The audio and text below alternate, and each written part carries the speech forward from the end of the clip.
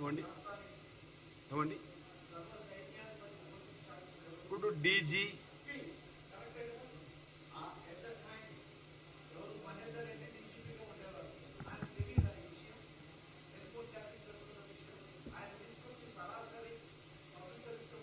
అంటే ఇప్పుడు ఇక్కడ ఒకవేళ వారిది తప్పని తేలితే కూడా చట్టం తన పని తను చేసుకొని పోతుంది. వారికి ఉన్నటువంటి అనుభవాన్ని తీసుకొని వచ్చి అక్కడ పదవి రావడం, ఇప్పుడు అది రాజకీయ పదవి కాదు. ఈరోజు వారికి ఉన్నటువంటి అనుభవానికి అనుకూలంగా ప్రభుత్వం తీసుకున్న నిర్ణయంలో భాగంగా డీజీపీగా ఆయన హయాంలో ఒకవేళ జరిగి ఉంటే ఆయన దృష్టికి వచ్చి ఉంటే ఆయన ఏం చేసిందని కూడా ఇప్పుడు చెప్తాడు. సిట్టు ముందు ఒకవేళ వారికి అవకాశం వస్తే వారు కూడా చెప్పడం కోసం ప్రయత్నం చేస్తారేమో. ఇక్కడ ఏదైతే టెలిఫోన్ ట్యాపింగ్ చేసినటువంటి అంశం పక్కాగా రాజకీయ కారణంతో జరిగింది కాబట్టి, రాజకీయ ముసుగులో జరిగింది కాబట్టి ఈరోజు బయటపడతా ఉంది. కాబట్టి వారు ఎంతటి వారైనా వారిపైన శిక్ష తీసుకుంటుంది ప్రభుత్వం చెప్పే ప్రయత్నం చేస్తా ఉన్నాం.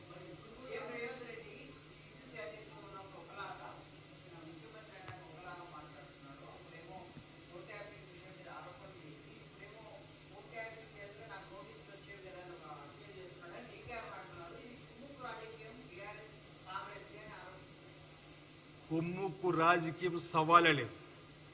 మా కాంగ్రెస్ పార్టీకి ఒకరితో కుమ్ముకు కావాల్సిన అవసరం లేదు. అందులో మా ముఖ్యమంత్రి రేవంత్ రెడ్డి గారికి అసలే లేదని చెప్తా ఉన్నా.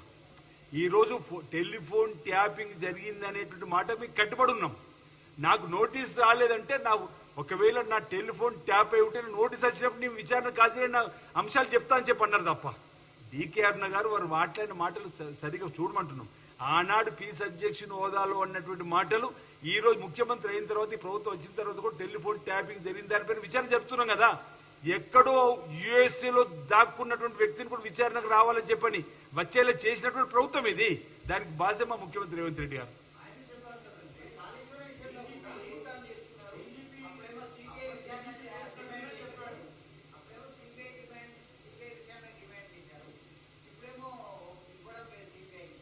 ఇప్పుడు ఆనాడు మేము ప్రతిపక్షంలో ఉన్నప్పుడు సీఎం కేసీఆర్ గారు ఆదిన ఉన్నటువంటి టెలిఫోన్ ట్యాపింగ్ న్యాయం జరిగే సిబిఐకి ఇవ్వమని ఒక డిమాండ్.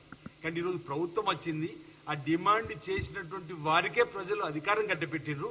ఇక్కడ ఉన్నటువంటి అథారిటీ ద్వారా విచారణ జరుపుతున్నాం. ఇప్పుడు ఇక్కడ ఉన్నటువంటి అథారిటీ చట్టం తన పని తను చేసుకునే విధంగా వెసులుబాటు. ఆ రోజు చట్టానికి అధిపతిగా ఉన్నటువంటి కేసీఆర్ టెలిఫోన్ ట్యాపింగ్ చేసింది కాబట్టి ఇక్కడ ఇది జరగదు న్యాయం కాబట్టి సిబిఐ కోరినమాట. ఈ రోజు ఇక్కడ మేము ఎవరైతే ప్రశ్నించే గొంతులకే ఈ రోజు ప్రజలు అవకాశం ఇచ్చి పట్టం కట్టి ముఖ్యమంత్రిగా ఈ రోజు కాంగ్రెస్ ప్రభుత్వానికి అవకాశం ఇచ్చింది కాబట్టి సంబంధిత అథారిటీస్ కు అధికారం ఇచ్చినాము. వారి సంబంధిత అథారిటీ సంబంధించినటువంటి వారిని విచారణ పిలుస్తా ఉంది. వారిపైన చర్యలు తీసుకునే విధంగా పూర్తిగా సాక్ష్యాధారాలు వచ్చిన తర్వాత చర్యలు తీసుకునే విధంగా ఉంటుంది.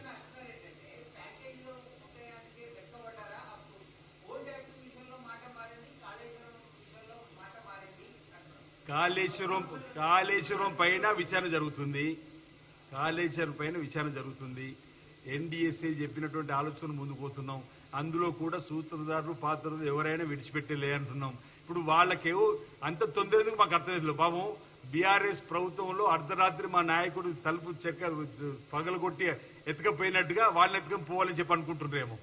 మేము చట్టంలో ఉన్నటువంటి వెసులుబాటు విచారణ ఆధారంగా దోషులను తేలిన తర్వాత తప్పనిసరిగా చట్టం తన పని తను చేసుకుని పోయి వారికి శిక్ష వేస్తుందని చెప్పి అనేక సందర్భాలు చెప్పినాం. ఎందుకు తొందరపాటు మాకు అర్థమైతే లేదు. ఈరోజు ప్యాకేజీలు అన్ని కూడా బీఆర్ఎస్ బీజేపీ గల్లీలో లొల్లి ఢిల్లీలో దోస్తని అనేక సందర్భాలు చెప్పినాం. ఈరోజు కవిత అరెస్ట్ ఎప్పుడైంది? బీఆర్ఎస్ పార్టీ ఇక్కడ పతనం అయిపోయిన తర్వాత ఒకవేళ కవితను ముట్టుకోకపోతే కేంద్రంలో మాకు ఇబ్బంది అని చెప్పని ముట్టుకున్నటువంటి సందర్భంగా అరెస్ట్ ఆ రోజు.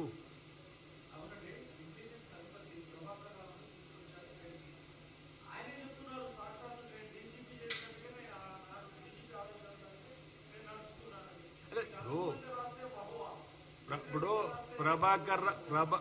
విమర్శగా కాదు, ఇక్కడ వాస్తవాలను వెలికి తీసే ప్రయత్నం సిట్ చేస్తా ఉంది.